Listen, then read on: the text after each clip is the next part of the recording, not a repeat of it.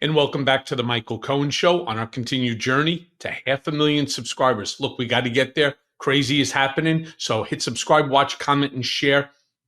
Together, we'd be unstoppable. So look, today, just right now, Trump met with Canadian Prime Minister Mark Carney. And immediately, like within seconds, Trump said there was a natural business conflict between us and Canada.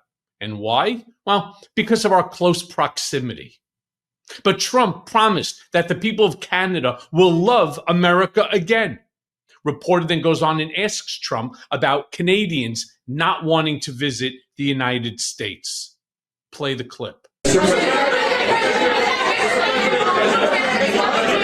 Canadians are refusing to go to the U.S. The numbers are down like 23% in the first 7 months of the year. What do you say to Canadians that don't want to go to the U.S. now because of your 51st state talk, because of the trade war, the tariffs? Yeah, and well, I understand it. Look, I understand that, and Americans don't want to buy cars that are made in Canada. You know, I mean, we have the same conflict.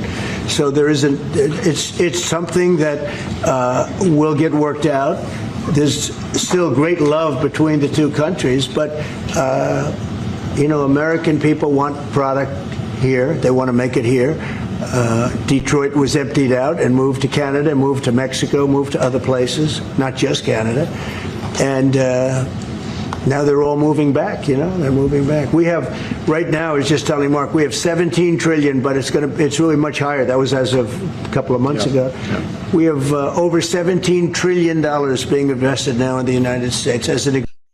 Again, he will not let that number go. I wish to God that there was an app that you could like click on the individual and a bubble would pop up over their head and tell you what they were thinking, because this is just not just a lie. This is batshit crazy.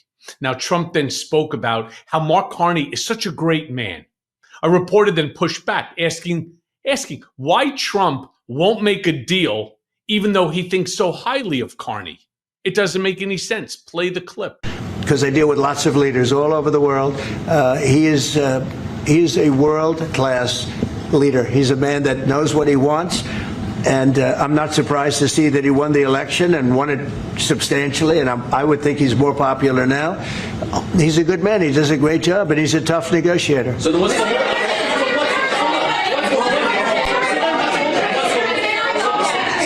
holding things up? If he's a great man and you want to do a deal with Canada, why aren't you? Because I want to be a great man, too. Thank you very much. Thank you, everybody. You can't make this stuff up. This is performance art at its best. It's almost like, and the Oscar goes to, sure, President Trump, if you want to get out of here alive. Meanwhile, Trump then goes on and tells Carney that Canada is benefiting from his attacks on the drug boats in Venezuela. Play the clip. Zero. And as you know, we've taken a very hard stand on drugs. This is also benefiting you. We've a lot of we call them the water drugs, the drugs that come in through water.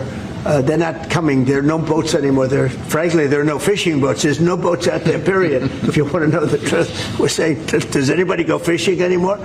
The fact is, we knocked out, probably saved at least 100,000 lives, American lives, Canadian lives, by taking out all those boats coming in. So it's and now they don't come in that way anymore. Now they'll come in other ways, and we're not going to allow that either. So we've done a great job on that.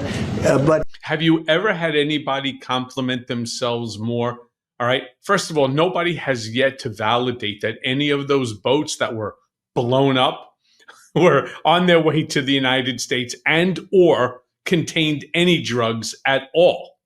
Meanwhile, remember, if in fact that they had that proof, rest assured they would have released it to the public to show that what they're doing is actually, one, legal, and two, legitimate. But Trump goes on and then he announces the United States is the king of being screwed by tariffs. Play that clip. We've been charged tariffs. Look, we're the king of being screwed by tariffs, just so you understand. And I'm not talking about with Canada. I'm talking about with countries all over the world. Yeah. Again, not really sure that that's the way that I would describe it if I was president of the United States. But then again, hey, tomato, tomato, right? Well, again, how great would it be if we can actually figure out what Carney is thinking as Trump is speaking? Because he looks not just bewildered, he looks confused and dazed, like he really wants to say something, but he's afraid. Meanwhile, a reporter then asked Trump if he was worried about the airport delays and the issues with air traffic controllers. Trump, of course, began to ramble about Democrats. Specifically, get a load of this, specifically Democratic women of color. Play the clip. Are you concerned about the delays at airports, and how do you see the shutdown moving? Oh, sure. I mean, they're all Democrat delays. There are delays at the airport. That's standard. And again, this is something that every day we put forth a bill. It's just a continuation. It's a very simple thing to sign and very simple to do. And I really think that these are people that I think they have nothing to lose. They have a party that's out of control. They have no leader. Nobody knows who the leader is. I look at people with very low IQs like Crockett, this woman Crockett. I never met her, but she's a low IQ individual. I look at AOC talking about how if they want to negotiate, they can come to my office. She's not in that position to do that. And who the hell is she to say that? And then I watch Nancy Pelosi not knowing what to do. I mean, again, this is so insane. It's beyond. You're talking about Americans getting hurt, and it's not Democrats who are getting hurt. It's Democrats, Republicans, and independents. It's all Americans. Now, he goes on and then said that Democrats remind him of Somalia, using the opportunity to rag on Representative Ilhan Omar. Play that clip. Who to speak to. I'll tell you what, I'm getting calls from Democrats wanting to meet. I never even heard their names before, and they're claiming to be leaders. The Democrats have no leader. They remind me of Somalia, okay? You know? And I met the president of Somalia. I told him about the problem he's got. I said, you have somebody from Somalia who's telling us how to run our country. She's from Somalia. He said, would you like to take her back? He said, no, I don't want her. Okay, you know who I'm talking about? You know, by the way, it's an absolute lie. He's making that up. He really, truly dislikes Ilhan Omar for a multitude of reasons, and I'm going to let you surmise what they are. Meanwhile, Trump then goes on and speaks about the government shutdown, blaming, of course, Democrats, saying it's like a kamikaze attack. He's all over the place on this one. Play the clip. And by the way, I'm not sure we would have even had a country. And now we have the most successful country in the world. Brian? Yes, sir. What is your message to Democrats ahead of a next vote to open up the government? The American people are saying, open the damn government. What's your message to them right now? Well, they're the ones that started it. They're the ones that have it. And it's almost like a kamikaze attack by them. You want to know the truth? This is like a kamikaze attack. They almost... You know, they have nothing to lose. They've lost the elections. They've lost the presidential election in a landslide. Yeah. First of all, again, it's not true. There's nothing that he's saying there is factually accurate. You know, as I write in my Substack of today, the problem, it's not even so much as the lies that come out. It's the fact that they're coming out of the Oval Office. And what that does is it diminishes the truth. It diminishes the fact that people rely upon the statements that are coming out by not just our president, by the administration. And that is how democracies fall. Now, a reporter then goes on and asks if the furloughed workers will be paid their back pay. Trump, of course, unsure, said that it depends on whether they deserve it or not. Almost like he's, I don't know, giving Don Jr. his allowance. Play the clip. No, Is it the White House's position that furloughed workers should be paid for their back pay? I would say it depends on who we're talking about. I can tell you this, the Democrats have put a lot of people in great risk and jeopardy, but it really depends on who you're talking about.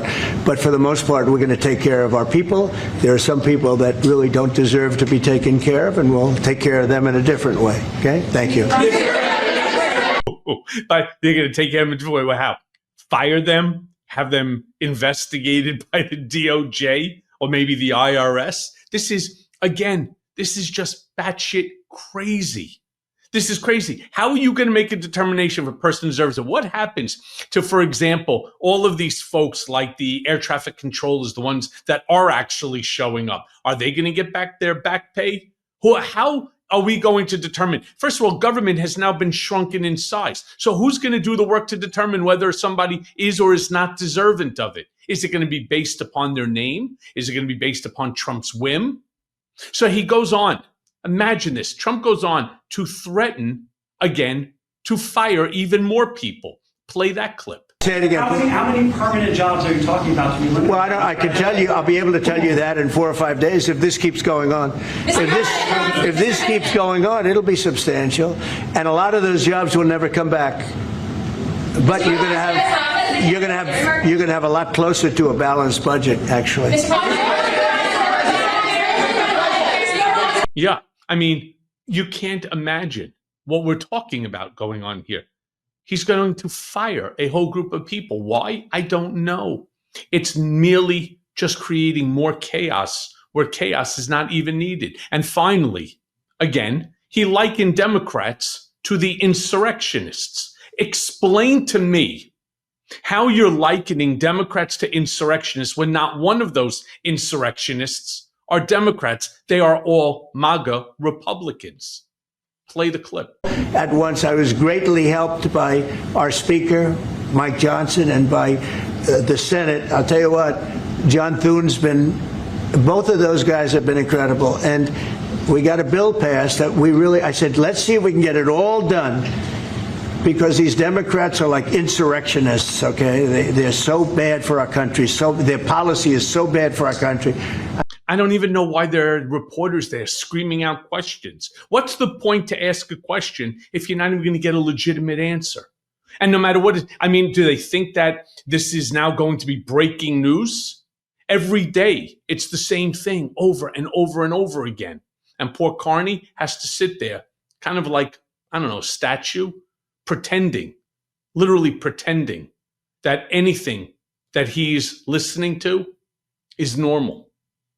And as always, thanks for listening. Hey, everyone. First of all, thanks for watching. We're going to be posting daily episodes with reactions and talking about politics. We'll be talking about everything, in fact. So please like and subscribe. Join us on this journey.